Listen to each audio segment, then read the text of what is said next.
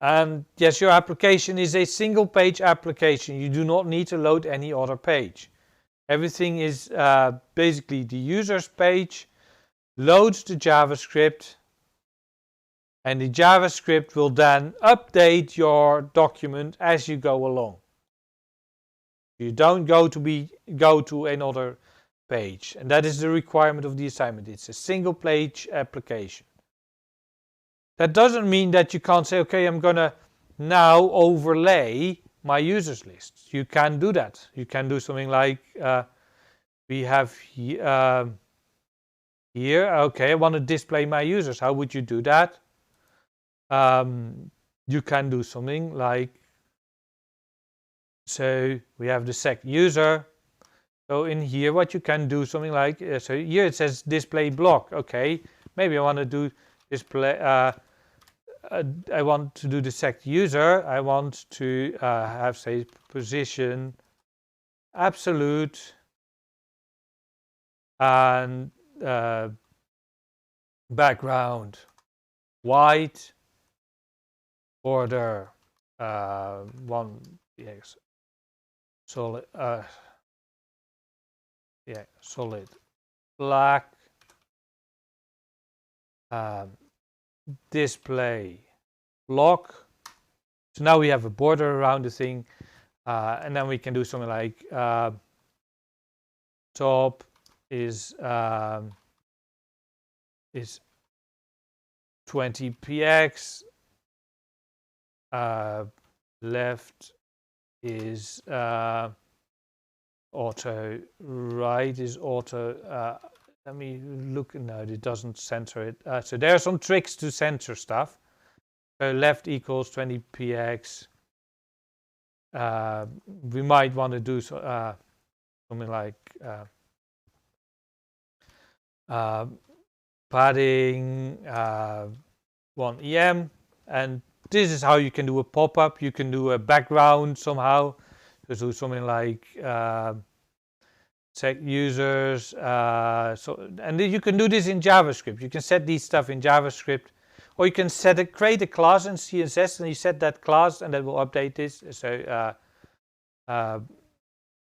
So you can, or you can have a divider, something like here. You can add a division that just basically is transparent, that hides stuff. So you can have a pop-up for the user if you want it. So this is what you would basically do. These are the styles you can want to have. You would put them in a CSS file and then set the class. So you do something like, okay, styles that. Class is pop-up visible or pop-up invisible. So what you could do, so we do add attribute, class is visible. And then you could go to your CSS and put these style properties. We can just copy paste them out.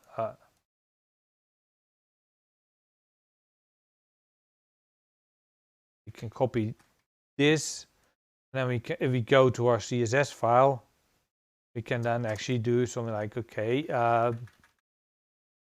dot, what was the name of the class that I put there?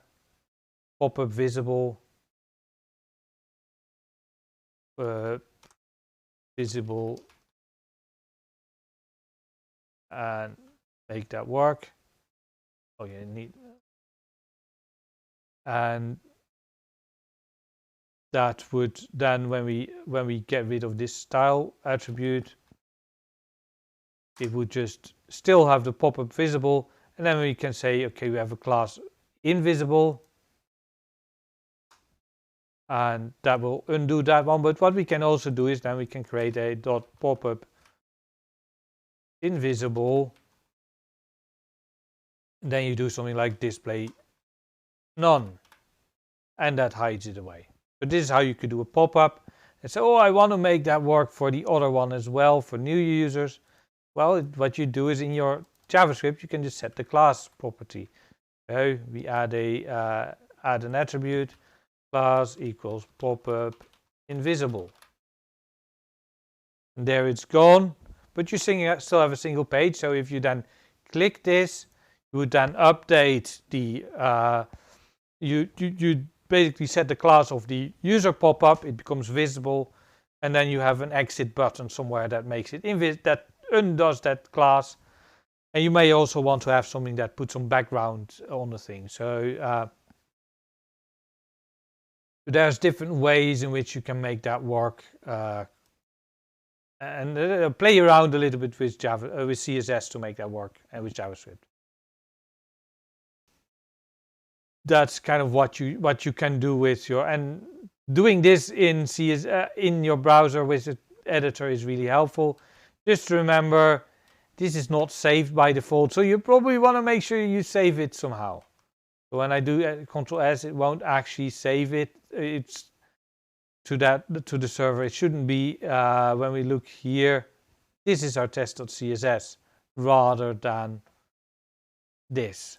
You can copy paste that, and then you have the whole style. Again, it also hasn't updated the user's HTML to have those class attributes, etc. So that's what you can do.